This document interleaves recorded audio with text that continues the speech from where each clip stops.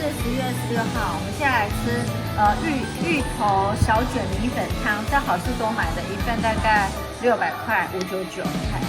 这个是一包的料汤，但是它只有2人份而已，所以这个大概300块的价钱，而且不含青菜哦。这我们是自己加料的，虽然没有加很多，但是就这样子。哇，这个中卷，小卷，小只的，不过现在海鲜也更贵。哇，这是香菇吧？是，它是肉。肉。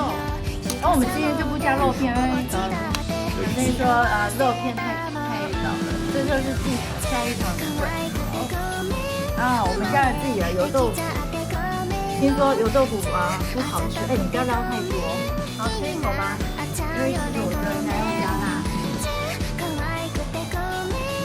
有吗？